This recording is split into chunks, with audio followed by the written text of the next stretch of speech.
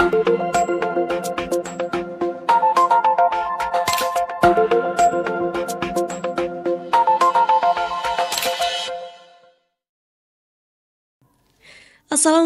warahmatullahi wabarakatuh. Selamat datang teman-teman di Syamara Sharing selama Ramadan. Bersama saya host Tazkiyah dan bersama saya narasumber hari ini Ibu Dr. Khairul Umami. Dengan pembahasan kali ini kita yaitu poligami. Suatu pembahasan yang sedikit sensitif untuk beberapa perempuan. Jadi kita harus menggalinya lebih dalam lagi bersama narasumber kali ini. Baik, mungkin langsung saja Ibu ya. Dengan pembahasan poligami ini sedikit membuat perempuan ini sensitif Ibu ya. Karena ada yang merasa diduakan seperti itu mungkin Ibu ya, kalau secara umumnya. Nah, tetapi Ibu, karena kita pembahasannya akan dalam segi Islam nih ya, kita mendalam gitu ya. Apakah poligami ini merupakan ajaran Islam sebenarnya Ibu? Atau bagaimana sih poligami ini sebenarnya Ibu? Oke, terima kasih Mbak Tazkiyah. Memang betul Mbak Tazkiyah bahwa pembicaraan tentang poligami itu hal yang sensitif. Saya ada kasus, saya pernah nangani suami istri yang perempuan ini Muslim, yang lakinya Kristen. Nah, si laki-laki, si suami ini tertarik ingin masuk Islam. Tapi ternyata si perempuan, si ibu ini itu justru yang menghalang-halangi. Kenapa? Karena dia takut kalau seandainya nanti suaminya masuk Islam, dia takut suaminya poligami. Justru orang Islam sendiri, perempuan, tidak paham bagaimana sebetulnya poligami dalam Islam ini. Jadi sesungguhnya jauh sebelum Islam lahir, itu poligami sudah ada. Di belahan dunia manapun, mau di Saudi Arabia, mau di daerah wilayah-wilayah Mediterania, Mesopotamia, di wilayah dunia manapun saat itu sudah ada poligami itu. Maka sangat tidak betul kalau ada yang mengatakan bahwa poligami itu lahir dari ajaran Islam. Ini nggak tahu sejarah. Justru sebelum Islam itu orang punya istri bisa 10, 20, 30 seperti itu. Buktinya ada sebuah hadis dari sahabat Huailan yang ketika masuk Islam itu bilang pada Rasulullah, "Ya Rasulullah, saya ini punya istri 10. Nah, sekarang saya sudah masuk Islam. Apa yang harus saya lakukan?" Maka katanya Nabi, "Pilih yang 4, tinggalkan yang lain." Nah, sesungguhnya seperti apa sih dalam Al-Quran? Ayat Al-Quran yang bicara tentang poligami secara khusus sebetulnya nggak ada. Yang ada itu sebetulnya terkait dengan masalah sikap terhadap perempuan yatim. Perempuan yatim. Kita highlight gitu. Perempuan yatim. Nah, ayat ini ada di An-Nisa ayat 3. Wa in khiftum alla tuqsitu fil yatama fankihu ma taba lakum minan nisa'i mathna wa thulatha wa ruba'. Nah, ayat ini biasanya yang paling dikenal orang itu hanya sampai pada waruba'. Jadi jika kamu takut berbuat tidak adil kepada perempuan yatim, maka hendaklah kamu nikahi 2, 3, atau 4 titik. Ini ayat ini sangat terkenal dan inilah yang kemudian menjadi justifikasi bagi para lelaki untuk melakukan poligami. Menghalalkan poligami itu sendiri ya? Bukan memang halal. Betul-betul. Maksudnya hanya melakukan poligami. Nah, di sini sebetulnya ayat ini kan masih bersambung. Ada fa in khiftum alla ta'dilu fawahidatan aw ma malakat aymanukum.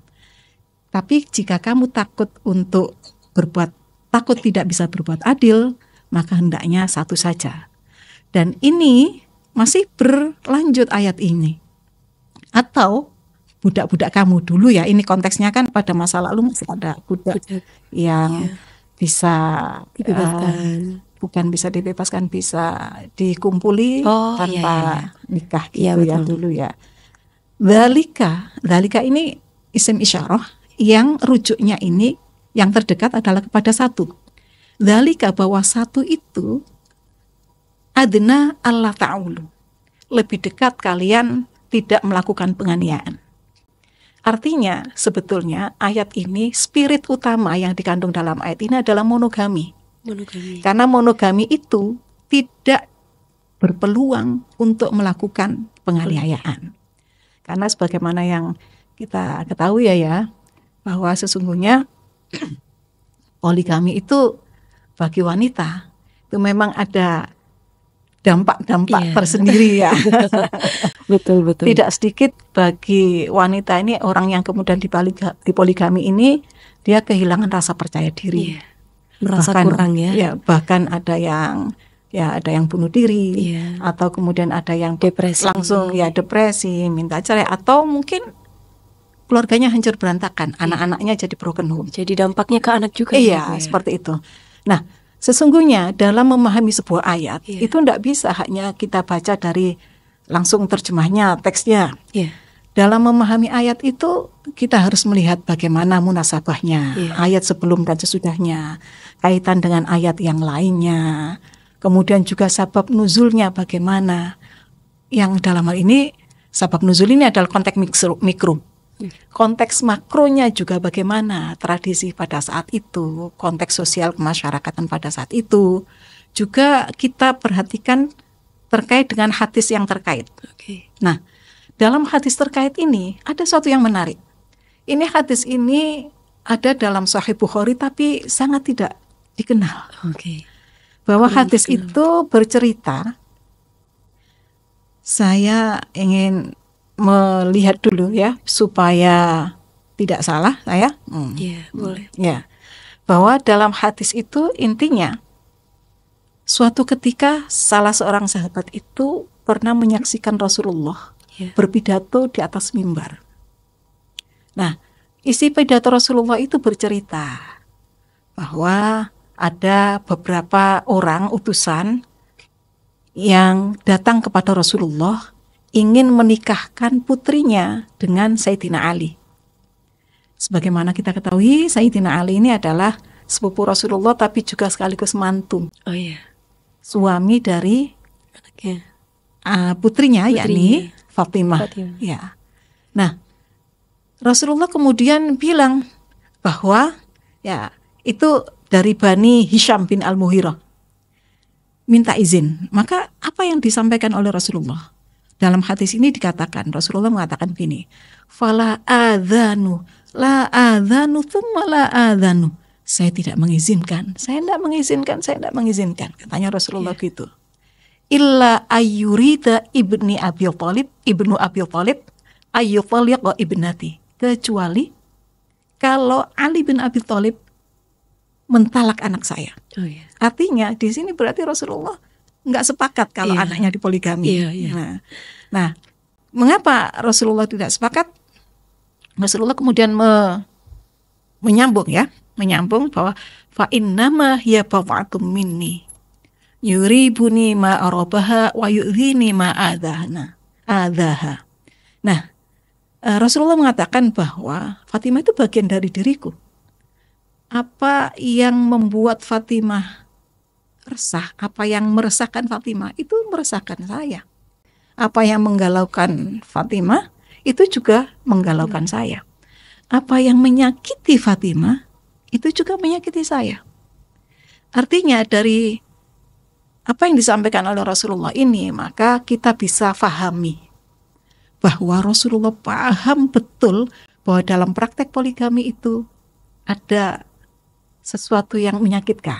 Bagi perempuan. Ada sebuah luka di sana, sehingga Rasulullah tidak mengizinkan.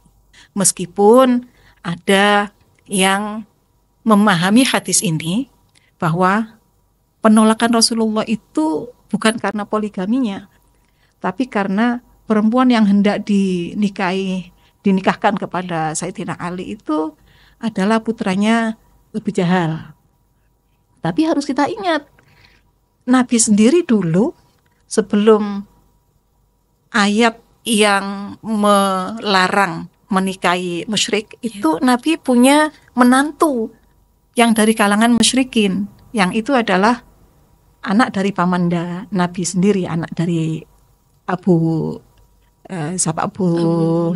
maaf, putranya siapa ini? Abu Lahab. Abu Lahab, ya. ya. Jadi putranya Abu Lahab itu punya 2 putra, namanya siapa ya? Itu kawin dengan putrinya Rasulullah yang setelah cerai dengan putranya Abu Lahab ini kemudian kawin dengan Utsman. Jadi waktu itu masih musyrik. Baru cerai setelah turun surah Al-Lahab, tabat yada Abi Lahab wa tab. Ini marah Abu Lahab, sudah ceraikan saja anaknya Muhammad itu. Ya. Nah, maka ini sesungguhnya kurang kuat alasan bahwa penolakan Rasulullah itu terkait dengan perempuannya yang tidak dinikahkan itu adalah perempuan yang anaknya Abu Jahal. Tapi sesungguhnya kalau menurut pendapat saya ya karena dari aspek poligaminya. Bahwa dari sisi poligami itu ada luka di menimbulkan sana. Sakit ya. Makanya dalam Al-Qur'an tadi kan dzalika adna alla ta'ul. Di tafsir manapun tidak ada yang mengatakan bahwa poligami itu wajib, itu nggak ada. Tapi boleh itu sesungguhnya itu kan itu tradisi Islam itu kan tidak pernah melakukan perubahan yang revolusioner kecuali untuk urusan tauhid ya. Kalau tauhid revolusioner ahad sudah qul huwallahu ahad, satu, nggak boleh ada persekutuan dalam bentuk apapun. Tapi kalau yang kaitannya dengan tradisi-tradisi, kaitannya dengan hukum, itu enggak revolusioner, bertahap dan melakukan koreksi, termasuk dalam hal ini adalah poligami. Dikoreksi, tradisi ini masih tetap diakomodir, tapi dikoreksi. Koreksinya bagaimana? Koreksinya adalah kalau sebelumnya tak terbatas, bisa 10, 20, 30, bahkan bisa 100 kalau mampu ya. Mampu baik secara fisik maupun mampu secara finansial. Maka dalam Al-Quran, dalam Islam dibatasi hanya 4 saja. Jadi sebetulnya spiritnya adalah tahdiduz zauj. Di membatasi pasangan, membatasi istri. Bukan anjuran untuk menambah istri. Lah kalau sekarang kan orang kalau mau poligami itu malah ingin menambah istri ya. Nah ini sebetulnya konteksnya karena saat itu memang sudah biasa. Tradisinya memang banyak ya. Iya, memang banyak. Maka kalau boleh saya meminjam katanya Ahmad Wahid ya. Situasinya sekarang kan berbeda. Bisa jadi justru seandainya Al-Quran turun pada saat ini, bisa jadi mungkin tidak maksimal 4, mungkin maksimal 2 misalnya. Menyesuaikan zaman. Tapi yang jelas memang ada kebolehan, boleh dengan syarat keadilan, dan tadi disampaikan bahwa dzalika adna alla ta'ulu, bahwa yang wahidah itu lebih dekat untuk tidak berbuat aniaya. Maka mafhum mukhalafahnya berarti yang 2, 3, 4 itu berpeluang untuk terjerembab dalam penganiayaan. Mengapa? Ya realitas menunjukkan bahwa keluarga-keluarga dari yang hasil dari poligami itu sangat banyak yang kemudian jadi broken home, tidak terawat. Meskipun ada juga yang nggak apa-apa, yang hanya berapa persen, ada banyak seperti itu. Jadi sesungguhnya kita tidak bisa mengatakan bahwa poligami ini adalah ajaran dari agama Islam, tapi ini mengakomodir apa yang sudah ada dulu, kemudian dibatasi dan diatur. Seperti itu Mbak Tazkiyah. Oke. Jadi selanjutnya nih Ibu, kalau dampak poligami sendiri bagi perempuan, bagi anak-anak, atau bagi rumah tangganya itu sendiri bagaimana kalau kaitkan dengan zaman sekarang yang banyak sekali yang memahami bahwa poligami itu yang seperti dijelaskan jenengan tadi? Ya, karena begini, poligami yang terjadi saat ini itu biasanya, mohon maaf, tidak dilandasi karena untuk menolong ya, dalam konteks menolong ya. Sudah tidak lagi ya. Iya. Biasanya kan kalau istri kedua, ketiga dan keempat pasti cari yang lebih muda. Lah, sebetulnya ini kan konteks untuk perlindungan terhadap perempuan yatim saat itu. Harusnya seperti itu ya. Jadi sabab nuzul dari ayat ini itu ada anak yatim yang berada di bawah penguasaan wali. Nah, kemudian anak yatim ini kemudian kan beranjak dewasa, kok cantik. Nah, si wali ini kemudian mikir, wah ini cantik, habis ini saya harus mengembalikan hartanya kan, harta yang selama ini berada di penguasaan walinya, ini dan ditasarrufkan oleh walinya, maka kalau sudah dewasa yatim kan harus dikembalikan. Nah ini eman ini salah cantik ini. Ya sudah, daripada nanti dinikmati orang, saya kawin sendiri aja. Nanti saya ambilkan maharnya dari uangnya dia gitu. Nah, maka turunlah ini tidak boleh begitu, harus adil ya, harus adil, harus uangmu sendiri, adil. Kalau kamu takut tidak bisa berbuat adil ketika menikahi perempuan yatim itu, jadi sudah nikahi perempuan yang enggak yatim. Jadi waktu itu konteksnya adalah penanganan menolong anak-anak yatim. Nah, maka kawinilah perempuan yang bukan yatim 2, 3 atau 4. Nah, inilah yang kemudian dijadikan dasar bahwa maksimal yang boleh dinikahi adalah 4 perempuan, seperti itu. Dan itu pun dengan syarat yang ketat. Seperti dalam ayatnya tadi kan. Ayatnya kan mengatakan bahwa fa in khiftum alla ta'dilu fawahidatan aw ma malakat aymanukum dzalika adna alla ta'ulu. Yang satu itu lebih dekat dari terhindar dari melakukan penganiayaan. Artinya ketika kita berpoligami, maka punya potensi untuk melakukan penganiayaan, misalnya jadi berkurang perhatiannya terhadap anak.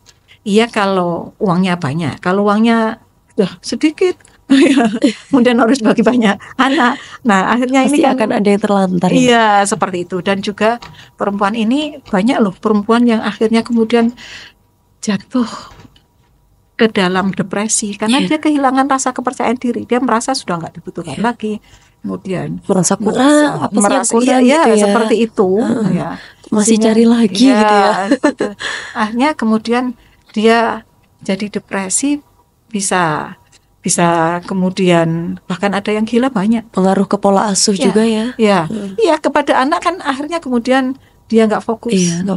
Anak juga demikian, dia merasa ayahnya tidak lagi perhatian kepada dirinya dan dia menganggap bahwa ayahnya menyakiti ibunya. Itu ada yang kemudian jadi dendam sama ayah banyak. Kasus-kasus seperti ini. Nah, maka yang perlu dipahami sekali lagi bahwa sesungguhnya tidak ada anjuran untuk poligami, tapi kebolehan. Hanya boleh bukan dianjurkan ya teman-teman. Dan spiritnya ini melakukan perlindungan karena perempuan sebelum Islam itu tidak dianggap. Dan Sayyidina Umar mengatakan bahwa dalam sebuah hadis itu, kunna fil jahiliyah la na'udu an-nisa. Saya ketika di zaman jahiliyah dulu sama sekali tidak pernah memperhitungkan perempuan. Enggak tak anggap lah, karena dianggap barang. Nah, jangankan dapat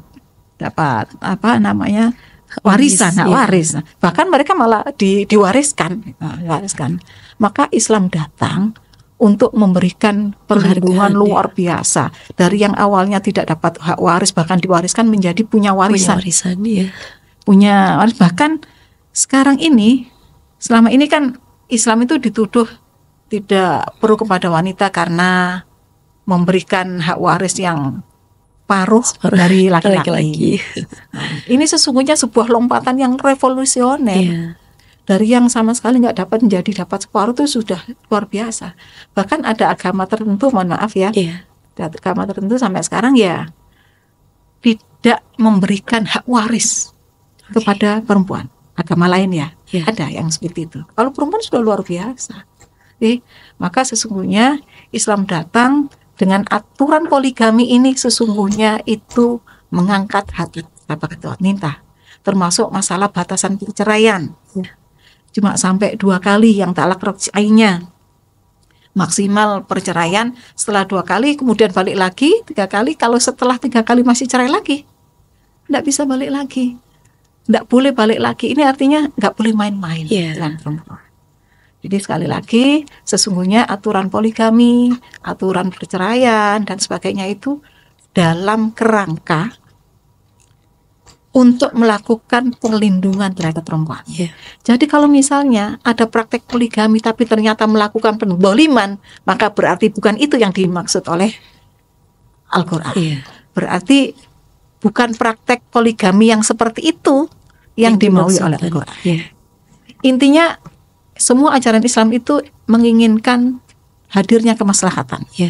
Ketika dalam sebuah poligami yang dilakukan oleh seseorang itu ternyata menimbulkan kemadharatan, menimbulkan kekacauan, tidak memunculkan kemaslahatan, maka berarti salah.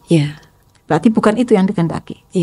Tapi ketika Anda misalnya melakukan poligami, mungkin istrinya tidak bisa memberi anak dan istrinya rela, ya seperti itu.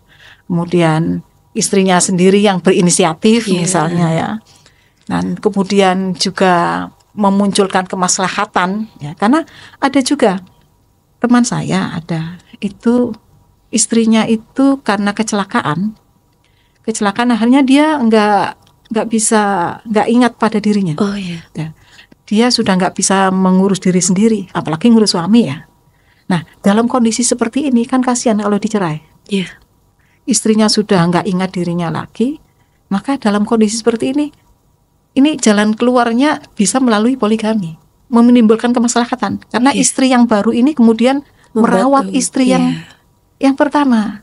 Nah, dalam konteks seperti ini, inilah yang boleh, yang memang dikehendaki. Jadi ketika poligamimu menimbulkan kemaslahatan, monggo, oke. Tapi ketika menimbulkan kemaslahatan, gitu kayaknya. Oke, luar biasa sekali teman-teman ya pembahasan kali ini tentang poligami dan bagaimana Islam sendiri itu menjunjung tinggi derajat wanita sebenarnya seperti itu. Bahkan konteks dari poligami sendiri itu adalah untuk menolong perempuan teman-teman ya. Jadi Islam sendiri datang untuk menjunjung tinggi derajat perempuan, menghargai perempuan, lebih memahami bagaimana perempuan itu dalam konteks di dunia nanti seperti itu Ibu ya. Dengan adanya poligami yang dimaksudkan untuk menolong ya. Sungguh baik sekali penjelasan dari narasumber kita Dr. Khairul Umami ini. Mungkin di lain kali kita bisa bertemu lagi dengan beliau ya. Dan sekian pembahasan tentang poligami pada hari ini. Terima kasih, sampai berjumpa kembali. Selamat menunaikan ibadah puasa. Wassalamualaikum warahmatullahi wabarakatuh. Waalaikumsalam warahmatullahi wabarakatuh.